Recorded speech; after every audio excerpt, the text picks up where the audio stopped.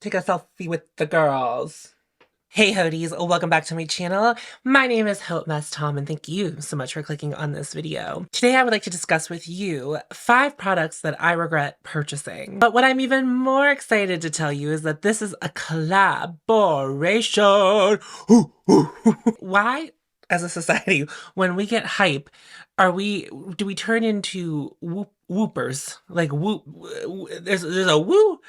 There's woo girls, you know, and there's like whooper, like woo, woo, woo. Like, and I think Arsenio Hall is to be blamed for toxic masculinity. That is the truth. And, you know, we must go after him. Where is Arsenio Hall? I hope he's well. Please don't go after Arsenio Hall. But I think he is to blame, unfortunately. But as I said, this is a collaboration with my friend Cam, who is also known on YouTube as Clove Room. Ugh, I'm so delighted to tell you about Cam because Cam is one of my very good friends. And guess how we met? Through making YouTube content. And isn't that just the beauty of life, that two people on the internet can make content and become friends? And I really love that. But if you are not following Cam yet, pause, go subscribe, watch their collab video with me, then come back to this video. You can come back to me because I think you should go watch Cam. Cam makes some awesome conscious consumerism content. Cam is at the tail end of a no-buy, and I know the feeling of being at the end of the no-buy. And watching Cam just kind of talk about all of this as they get to the end of the no-buy and all of their conversations during the no-buy, talking about the Sephora sale, all of that kind of stuff is incredible. And watching their relationship with makeup change, because I know, because I have also done a no-buy, and I also remember my relationship with makeup changing. And also my relationship with makeup is ever evolving, and it's so great to watch someone live in that honesty, because it's really hard to live in that truth. Whenever it changes, sometimes you want to throw yourself all the way into the change, and Cam talked about that. And then sometimes you're like, wait a minute, is that really what I want to do? And just getting to see all of that through Cam's lens has been really, really wonderful. And I'm so excited that their channel has continued to grow, because Cam fills the gaps that I don't get to, that Hannah doesn't get to, that a lot of other conscious consumer content creators don't get to. And getting to hear it from a bunch of different people is so, so valuable, because sometimes you might not resonate with what I say. And maybe if you go over to Cam's channel, what they say will resonate more with you. The power of all these people combined, we make up that I'm Captain America. Not Captain America, Captain Planet. Captain Planet, a hero. But I also have had the distinct privilege of knowing Cam as a personal friend. Texting them and sending them voice memos about all kinds of stuff has been truly enriching to my life, and I'm very thankful that I can call them a friend. And I'm just so, so proud of them. So please, please, please, either when this video is done or right now, go to Cam's channel, subscribe, watch their video, come back to my video, watch my video, and then go back and watch all the rest of their videos. And I think you will find yourself in very, very good hands over there. I trust Cam implicitly with you, my subscribers. So go forth, tits out. If you know, you know, and if you don't, you will. What I didn't want to talk about recent purchases. So I'm gonna go way in the way back machine of my life and think about some beauty purchases that I made a long time ago, ones that I distinctly remember. And I know that you and I both know where this is headed. We both do. We both do. And I think that this is also helpful. I don't shop a lot like the way that I did back in the times that we're going to discuss, but like, these are purchases that I made before I even had like a YouTube channel, or if I did have my YouTube channel, it was like early days of my YouTube channel, and I wasn't, you know, it was a whole different thing. I wrote them down because I can't remember shit. We'll start with a softball. I just talked about this in the Worst of Beauty that I tried in 2023, and it's the Makeup by Mario Soft Sculpt Skin Enhancer, which is like the cream bronzing panned product from Makeup by Mario. Now, I've already talked about why I didn't like the product, but let's talk about why I purchased it. Sometimes, many times, I find myself in a Sephora. Many times I find myself in a Sephora. End of sentence. I mean, that's like not untrue, but it was like, damn, why did you have to be so mean? Why did you have to be so mean to yourself, Tom? I often find myself in myself. Who else is here? The girls. There are 2 new girls. The girls. Ugh, my girls are covered. Well, actually, that's not true. If the camera panned down just a little bit, you would be able to see both of my nipples through crochet. So the girls are here. The girls are here. the girls are here, you know? The girls are in both places. I often find myself inside of a Sephora. Either goes one of two ways. One, I'm in that Sephora to replenish something, mascara, moisturizer, or something. So I just kind of go in. Sometimes I'll stop to swatch, but most of the time whenever I'm like replenishing something, it's like, I'm just gonna go get the thing I need and leave. But other times I go into Sephora and it's like, I'm gonna shop today. And what I mean by that is like play, like get my fingers in some stuff. And Tiff and I, this is what happened. Tiff and I, we played hooky from work one day. We went to Sephora and the child was not in the house with us. So it wasn't like we had to care for the child because he was at daycare. And so we played hooky. We went to the mall. We went back to the Sephora that we both used to work at. We were lit. You know, we had some coffee. We were like strolling through. We were like, we know this place. And I had truly been thinking about buying the Makeup by Myro Soft Sculpt Skin Enhancer. Heat of the moment. I picked it up. I was like, Rachel loves this. Kackie loves this. XYZ person loves this product. And I was like, I'm gonna love it too. I had it in my hands. I turned to Tiff and I said, should I buy this? And they said no. This is around the time I was doing my cream contour video. So I actually also had the bronzer stick, but I know that one of the shades of them is like cool enough to be a contour because I know a lot of my friends also use that as a contour. So I had that in my hands. I was like, no, I'm gonna buy the Soft Sculpt Enhancer. So I did. And I regret it because, well, if I was using my brain in that moment, maybe I didn't have as many bronzers at the beginning of summer. What I think I didn't realize is that when I bought that through the summer, there was going to be like more bronzer release. And I know that cognitively, but I also, you know, something that I'm always learning and adapting to as my channel continues to grow and as my channel can fund itself to do some self-sponsored, quote unquote, self-sponsored reviews, right? Where I like buy things that you're interested in. There was a couple bronzer ranges that people were very interested in, myself included, like the phytosurgeons, and then Surat sent me those bronzers. So that was only two, but that's like one bronzer is like 5 years worth of product. So it's like, I don't need more than one bronzer. And then I didn't know that this was going to happen, but Nicole sent me the Gucci bronzer, so many bronzers. And so I'm glad I did end up returning the product. So like I can live without that, but I still regret, you know, that's wasteful. And I would have found it a new home, but I actually didn't like it so much. I don't even know who I want to give this to because I don't like it. I don't think it's good. I didn't think it was good. That was the reality of the thing. So like, you know, there's still some guilt, regret around it no matter what. But what I will be cognizant of is that unless it's a new release, a new bronzer release in the summertime, I'm not trying to be buying new bronzers all the time in the summertime because who knows what else is going to happen. Like a frivolous one. The Phytosurgeons one is like, Phytosurgeons is a brand that I've talked about many times. You were interested in seeing what was going to go on with those Phytosurgeons bronzers, which is why it made sense for me to buy them for the channel. Surat sends me PR, so it makes sense that I would end up with that. And then, you know, friend mail, Nicole sends me friend mail. And so then that's how I got the Gucci bronzer. So if I would have kept the Makeup by Myro, that's 4 new bronzers over the course of 3 months. And while I'm still obviously grappling with the idea of like being a makeup reviewer and also someone who wants to have like a curated collection that I continue to love, I still want to review those new bronzers, especially if they're sent to me in PR, because it's like there's an opportunity for me to try something and like it's no skin off my back other than the time it takes me to review them and make the content to review them. But like as far as like investing my money in my channel too, like I had to be aware, like also if I just end up reviewing a bunch of bronzers over the course of the summer, you're gonna be like, okay, enough bronzers. It's enough slices. Let's roll it back to my first expensive eyeshadow palette that I ever bought. So my first Sephora high-end eyeshadow palette that I ever bought. And it's the Huda Beauty Rose Gold palette.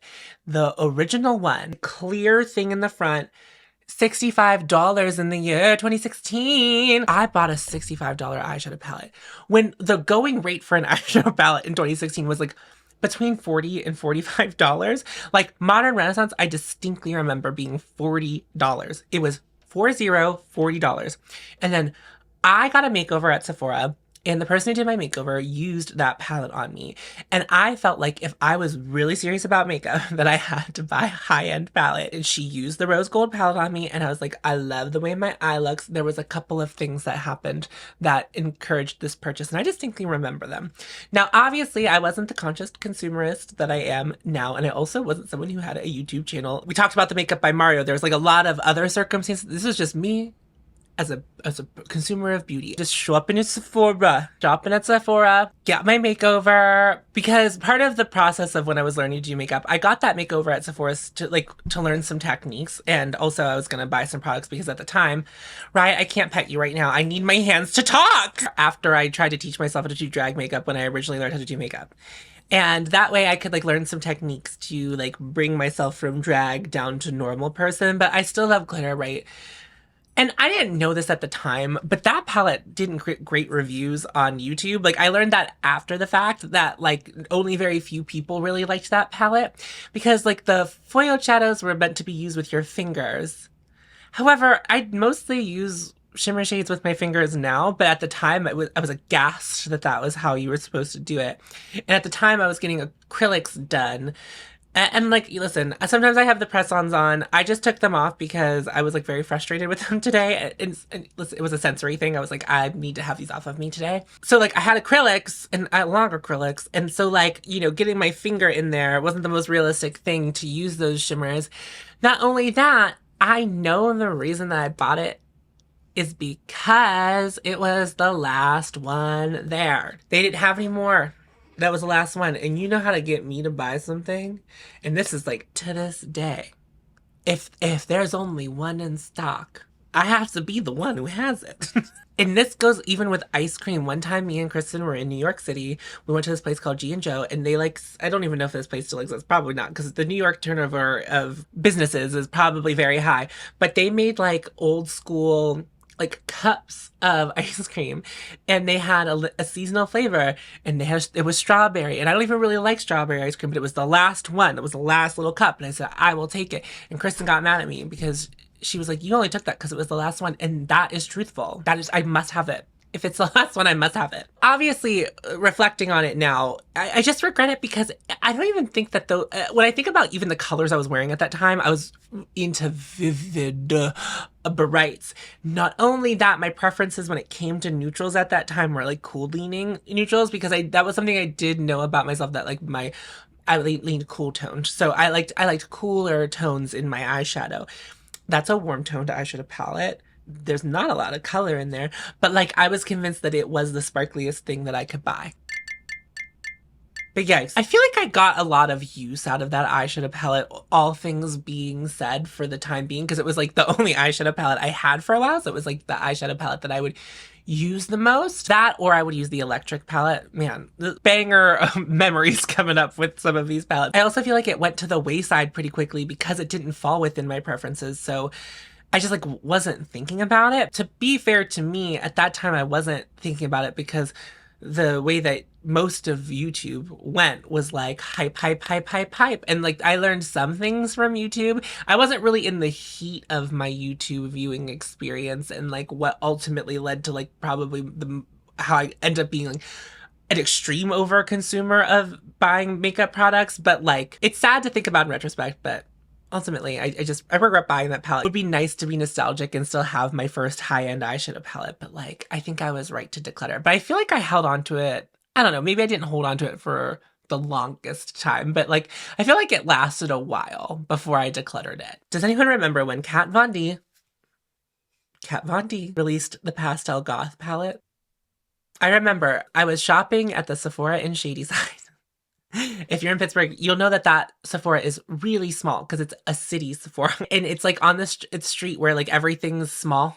Like all the businesses are like the kind of businesses where like your back is like touching the one shelf while you're looking at the one shelf, and then someone squeezing through the backpack because it's always someone with a backpack because it's in the middle of all of these areas that have schools. So like Pitt, Chatham, Carnegie Mellon, like all of those schools are nearby. So like those are the people like walking through the aisles with their big backpacks.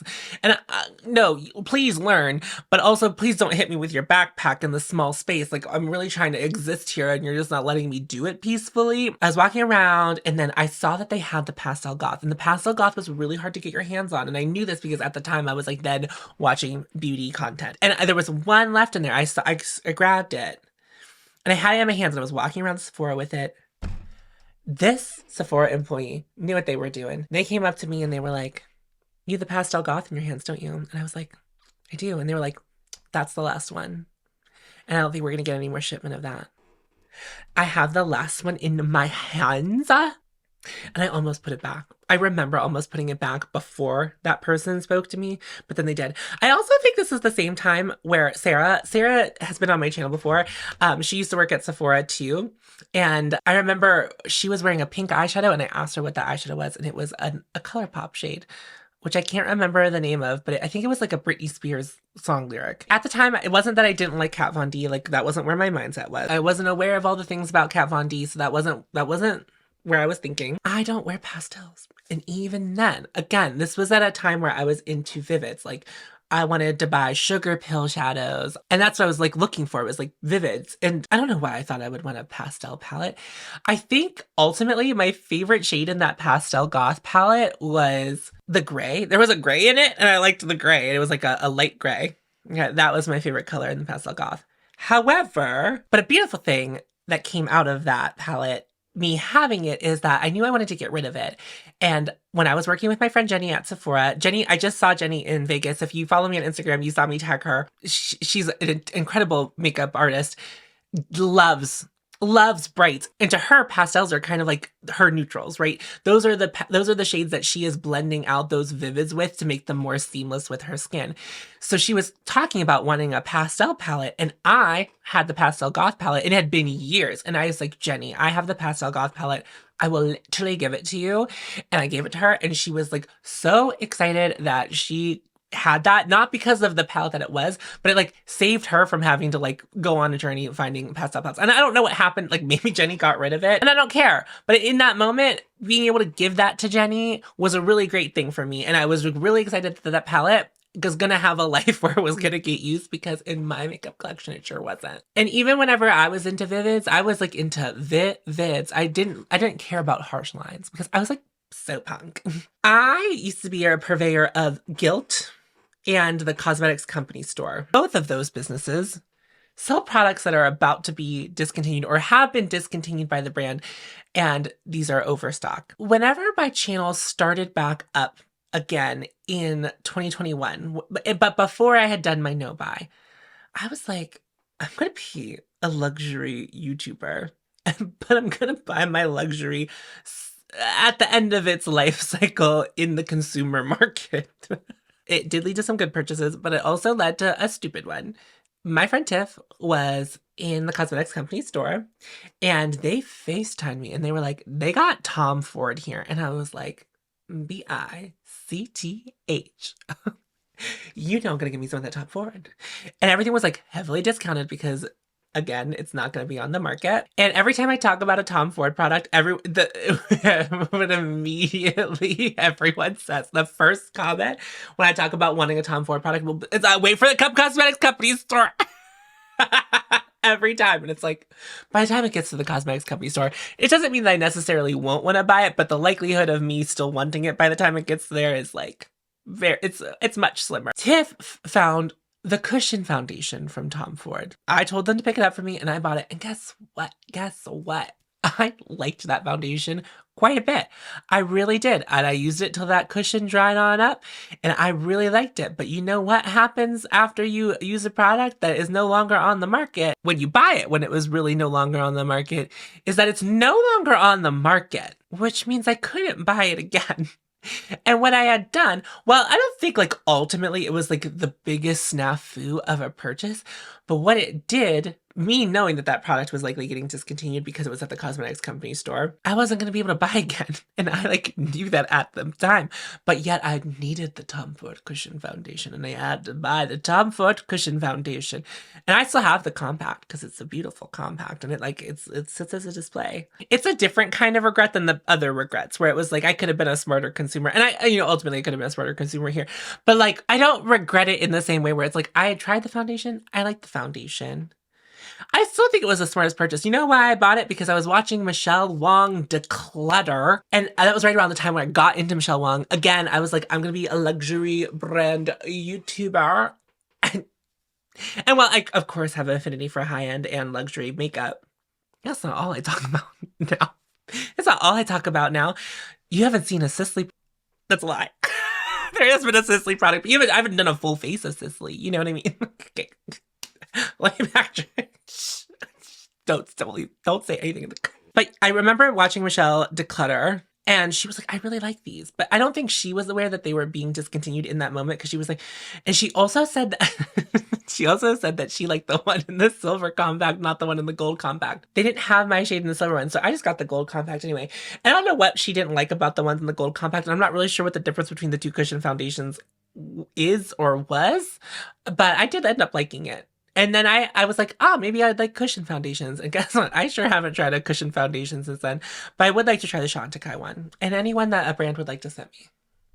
So, hi brands. You have a cushion foundation? Send it to me.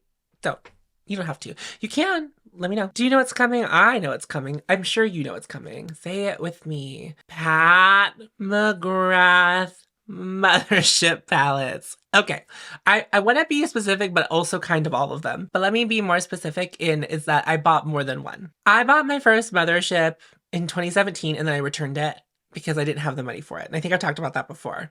And then when I had money again, I bought Mothership 5, which at the time I think was the best palette of them for me to buy, because at that time I had turned into a person who was like, I'm all about the bronze goddess. I'm a bronze goddess. And I used that palette a lot when I bought it. Unlike the Pat McGrath palettes that would come after that I would purchase, I actually used Mothership 5 quite a bit. Then I was like, I had sort of the money to start buying more Mothership palettes. And then it became this thing where I was like, I would like to collect all of the Mothership palettes. And I did at one point have all of them at once, but not up to a certain point. So I had Motherships 1 through 8 at one point. Like I had the first 8 Motherships all at once. And I was buying them simply to collect them. I was not really caring about the product inside. The first 3 Motherships, like the Mothership 1, 2, and 3, I think that if I had just had those 3, I don't know, like if I'd started with those 3, I don't know that I would have felt compelled to like, collect them all, because it's like some of the other ones, that came after that didn't really suit me. But I was just buying them to collect them. And there's nothing wrong. Don't come at me in the comments if you're a makeup collector, but I am not. And I think as someone who suffered from over shopping, spending too much, overspending, shopping a lot, and I think that having a collector's mindset, especially when you're an overspender and you don't have money to overspend, which that was me, for me to buy all the Motherships and make it a point to like buy everything that Pat McGrath released, it just doesn't make a lot of logistical sense. Not only that, as we've learned, and I mean, obviously my preferences in eyeshadow, that's a more recent thing. I would say that was like the year of 2023 was when I realized, like, for me, how I want to utilize eyeshadow is not in the palette form.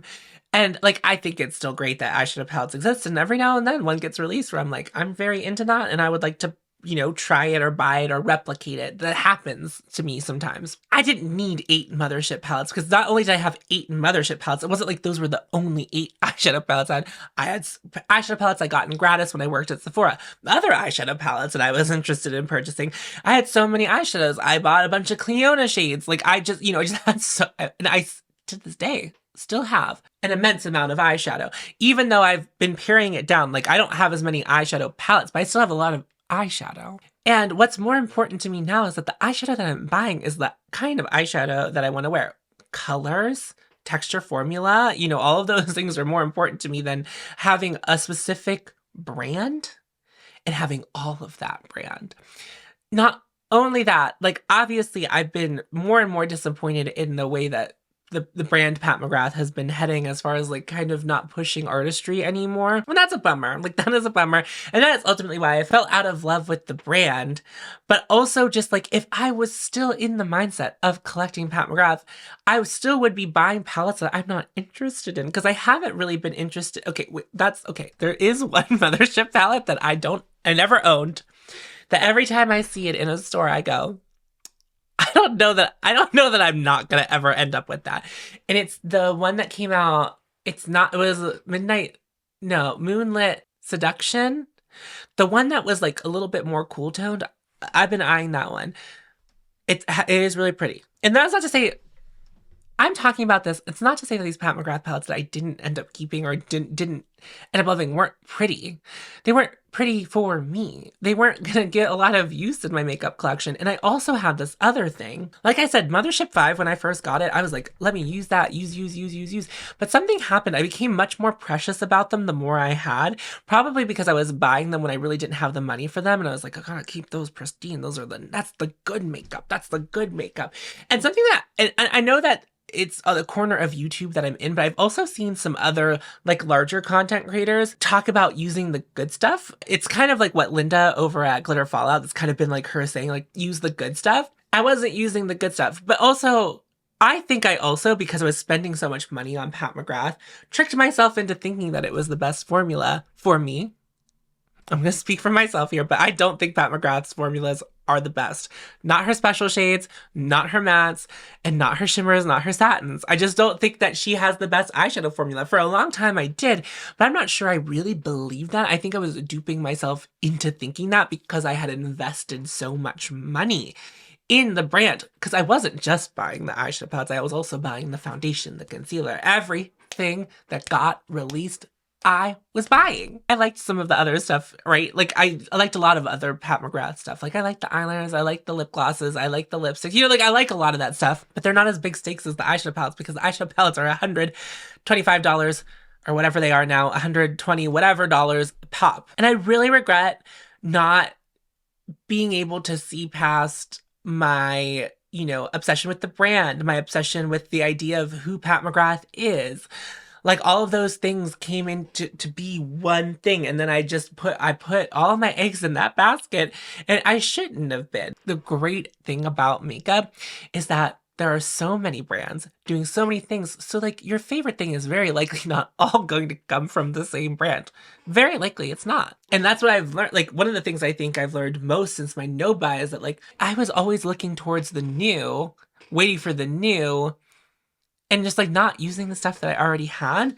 And like, so I was always waiting for the next Pat McGrath palette instead of just like loving the Pat McGrath palettes I already had.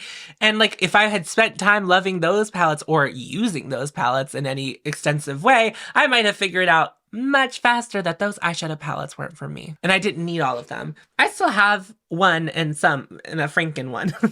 I don't use them that often, even now that I have a more concentrated vision of what Pat McGrath stuff makes sense for me to keep. It's not for me, and I regret it. I regret it, not only from like the money wasted, just like the mindset I found myself in, because it's not great. You can do whatever you want with your brain and your mind, money and your power, but I will always advocate against like having a favorite brand or a brand that you think you need to buy everything. I will advocate against that actively because it only has harmed me. And I wasn't getting the best things for my money. I just was deluding myself into thinking that I was getting the best things for my money. And it just wasn't true. Why have I been recording for 41 minutes? 5 products. Hopefully Cam has also got off the deep end with me and elaborated way too much and said too many things, because I'd really appreciate that, because I don't want to be alone over here in the corner watching you kiss her. That wraps up this video. If you haven't gone to watch Cam's video, or you don't have plans to, change those plans and go watch Cam's video. Go subscribe to Cam. Also, if you happen to be new to my channel, if you came from Cam's channel and you are new to me, hi, welcome. My name's Tom. And over here, what I like to do is, quick aside. One of the dancers that dances for Taylor Swift has like the most beautiful Brazilian blowout hair. And I was like, I want it. And Tiff said, you would be insufferable. And I would be, because I'm throwing my earrings back as if I do have that Brazilian blowout. Now imagine if the hair was there to do that with. We'd all be in trouble. Anyway, if you happen to be new to my channel, what I like to do over here is focus on loving my makeup collection as it currently is, while being discerning about what I bring into my makeup collection and helping you build the habit of being discerning about what you bring into your makeup collection. I do occasionally get the opportunity to review some PR, and sometimes I do buy things specifically to review on my channel, but that's because I have a makeup channel and I make money doing this. You know, it's a little side hustle, and so it makes sense for me to do that. So when I do that, it's not to brag, or it's just solely for us to learn about a product that we're all interested in and me give you my take on it. So if that sounds good to you, I would love to have you subscribe.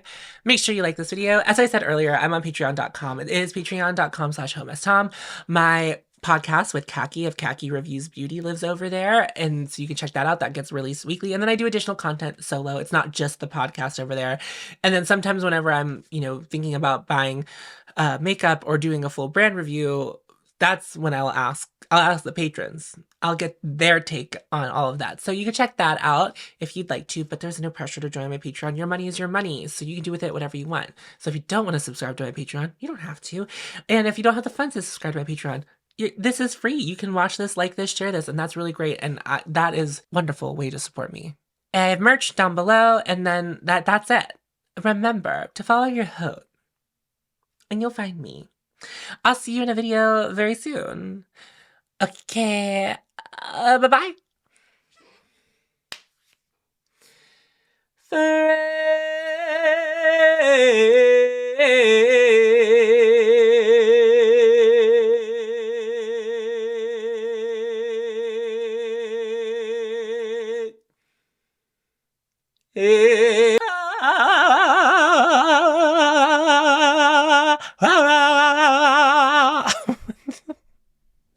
Get out of here. My reputation's a so you must like me for me.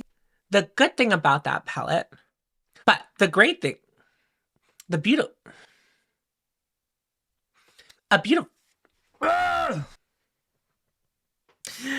I'm losing my mind. Everything's fine. I cannot tell you the amount of times that I have to edit out 5 minutes of footage of me trying to find a hair on my face. It happens all the time. It happens all the freaking time.